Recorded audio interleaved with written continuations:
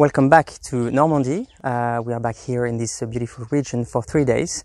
After a week around June 6th for the commemoration of the landing, now we are inland and we're going to speak about the civilians in the war.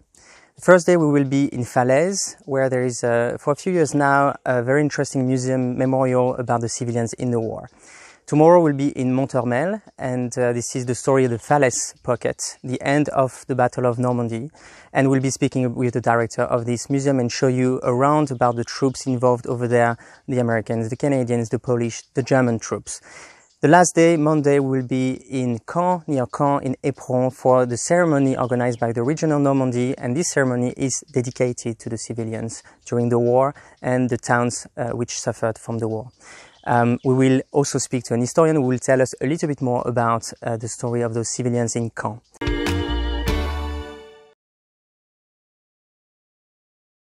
We are now in front of the Falaise Memorial, which is dedicated to the civilians in the war in Normandy, the war here in Falaise. This museum is actually highly important because in Normandy we count 20,000 civilian victims of the war. It's not only the soldiers, it's not only the Germans, the Americans, the British and Canadians landing on the beaches, but it's also the inhabitants of Normandy, the innocent victims of this war. Let's say goodbye with a smile, dear, just for a while, dear, we must part. Don't let this parting upset you, I'll not forget you, sweetheart. Aujourd'hui, nous sommes au Mémorial de Monthermel, un musée sur l'histoire de la fin de la bataille de Normandie. Je suis avec le directeur Stéphane Jonot. Racontez-nous un petit peu l'importance de ce lieu dans la bataille de Normandie, la libération de la France. Les combats de la poche de Falaise-Chambois sont les derniers de Normandie. Symboliquement, c'est une bataille qui est importante parce qu'on y retrouve tous les alliés occidentaux réunis en un seul point. Vous avez les Américains, les Britanniques, les Canadiens, les Français de la 2e DB et les Polonais qui encerclent la totalité des composantes de l'armée allemande dans la plaine et qui vont les défaire en grande partie. Le 21 août, la bataille se termine. Le 25 août, Paris est libéré. Le 3 septembre, Bruxelles. Vous voyez, après, ça va très très vite. Donc c'est vraiment une bataille décisive. On est aussi ici dans un endroit qui est souvent qualifié de lieu de mémoire pour les Polonais. Racontez-nous un peu leur implication ici et l'importance pour eux aujourd'hui de revenir et de visiter ce musée. Alors, les Polonais, il n'y en a qu'une division en Normandie, ça fait à peu près 16 000 hommes, une division blindée qui est commandée par le général Maczek. Effectivement, ils ont un rôle tout à fait essentiel ici parce qu'il faut imaginer la poche de Falaise comme une espèce de bouteille. Eh bien, les Polonais, c'est le bouchon au sommet de la Pologne, pas de la Pologne, mais de la bouteille. Les Polonais, en se plaçant sur la colline où est construit le mémorial, vont littéralement fermer la nasse et empêcher le repli des troupes allemandes. Quel est l'impact sur le long terme, sur la guerre et la suite de la guerre de cette bataille, et notamment le fait que beaucoup de soldats allemands aient pu s'échapper de cette poche?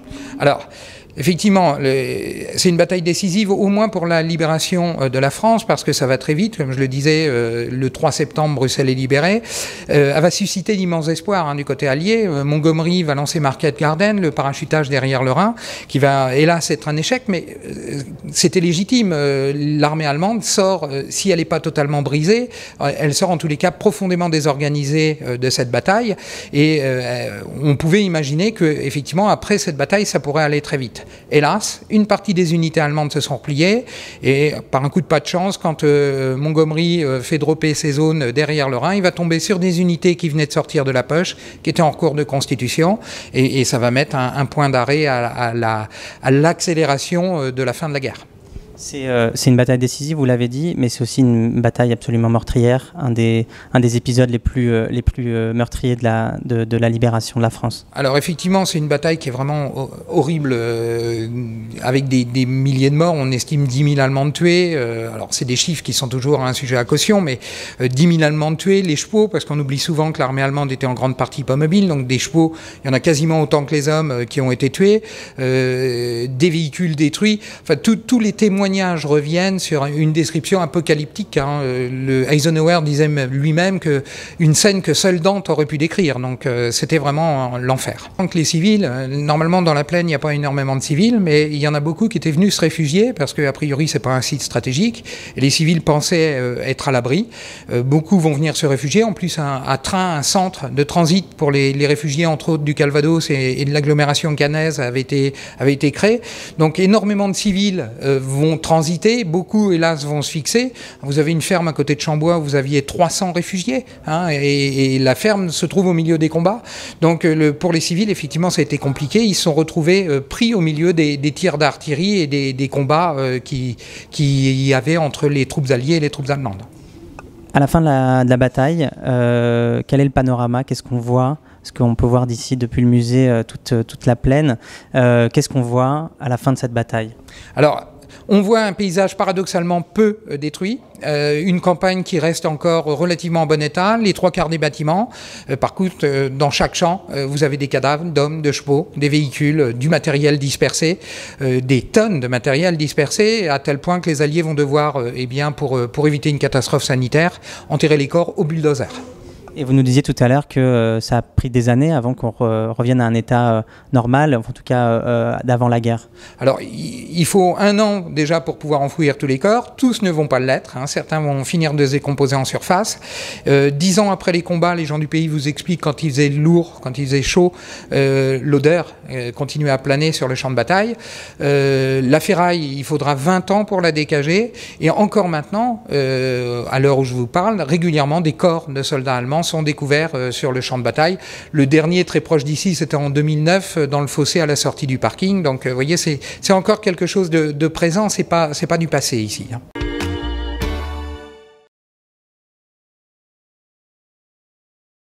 Today we are in Caen, which is the capital of Normandy. And we wanted to talk today about the civilians in the war, the civilians here in Caen. I'm with Stéphane Simonet, an historian of the Battle of Normandy. Stéphane, we speak a lot about the landing on the 6th of June and the aftermath. We speak a lot about the victims from the soldiers' point of view. What about the civilians here in Normandy and in Caen? In Normandy, we have an estimation very precise. We think about 20,000 people were killed during the Battle of Caen under the bombing of Caen and Normandy during the summer of 1944. In Caen, 2,000 people were killed between the 6th of June and August 1944. This kind of losses are very important in Normandy because 20,000 people killed during the war, it's the same level as the American losses during the D-Day and the Battle of Normandy. If we think about this town of Caen, what can we see in June, July, August in terms of the architecture, in terms of the destructions? Caen was a goal for the Allies on the 6th of June 1944, and the city will be liberated 1 month later, in the 9th of July 1944. And during 1 month, Caen has been destroyed several times by bombings. And the 6th of June 1944, 4 raids, iron raids, destroy the city, destroy the area of the city and the ancient city of Caen. Now we can see a reconstruction in Caen, but you can see also all bâtiments, all buildings as the mayor of the mairie of Caen here, and churches was destroyed too. And during these bombings, people take shelters in this abbey. As you say, Caen was also prepared for the civilians to cope with these bombings and these difficult times. And here we're in front of what is now the City Hall since 1963, I think, and it has also a World War II history. Yes, this building, before being now the city hall of Caen, was a lycée Malherbe of Caen. It was the main lycée of the city, and during the occupation and just before the liberation, this place was a shelter for civilians during the bombing. Most of the Caennais, most of inhabitants of Caen, take shelters in all the rooms of this abbey, on the cloister, on the refectory, on the abbey, on the rooms of the students. It was a city in the city, and this place was protected by a red cross flag on the roof, because of course the pilots were decided to destroy the city, and with these signals, this place was not destroyed during the bombing. Stéphane, we are now in front of the prison of Caen, and this prison has a very important history also related to the Second World War. Yes, it's very important in Caen because this morning of 6th of June 1944, the Nazi killed all the prisoners of the prison, between 75 and 86 persons were killed, were shot the whole day of the 6th of June.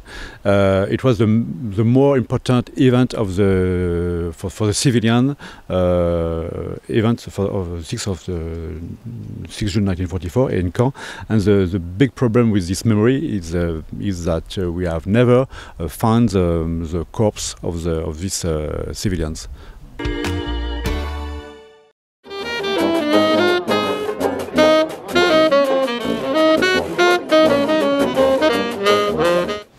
Bonjour à tous, nous sommes réunis aujourd'hui à Éperon pour rendre hommage aux victimes civiles et aux villages martyrs de la Seconde Guerre mondiale. C'est donc un honneur pour nous, Épronais, de vous accueillir, mesdames et messieurs les élus de ces 498 villes martyrs. Soyez les bienvenus à Éperon. Car nous avons à gérer un héritage, celui de la mémoire de nos prédécesseurs qui ont eu à organiser, dans des terribles conditions, le relogement, le ravitaillement, la scolarisation de leurs administrés après 5 années de privation, d'exode et aussi d'occupation. Et vous étiez avec votre famille ici, puis après à Caen. Vous avez été réfugié à Caen pendant quelques jours avant de revenir ici. On est resté un mois à Caen et il y a un ami de mon père qui est passé et papa lui a dit vous allez... on rentre à la maison, mais il lui a dit vous n'allez pas rentrer chez vous, il n'y a plus rien. Et donc vous venez à la maison et on est allé 2 ou 3 mois chez eux. Enfin, ils nous ont très bien reçus, c'était des gens charmants. Pourquoi cette commémoration? Quelle est l'idée pour la région de l'organiser? Ce que nous voulons signifier, c'est qu'il y a eu... on est dans cette histoire très singulière d'une région qui va être le début pour nous du retour à la liberté, pour nous Européens, pour tous les démocrates, et de l'autre, dans une région qui a payé très lourd ce moment de libération, avec 498 villes martyrs, 20 000 victimes civiles. Je lisais dans un ouvrage ce week-end qu'il y avait eu autant de victimes civiles le premier jour de la libération qu'il y avait eu de soldats morts ce 6 juin. Et donc cette épreuve qui a été la nôtre, qui s'est notamment concrétisée par des villes et des villages entiers qui ont été détruits, eh bien, il me semblait qu'il fallait qu'il y ait une cérémonie qui puisse rassembler ces 498 villes, qu'on puisse en même temps rendre hommage à toutes ces victimes civiles qui sont souvent oubliées, et d'où l'idée de bâtir cet événement qui aura lieu chaque année dans une de ces villes ou dans un de ces villages.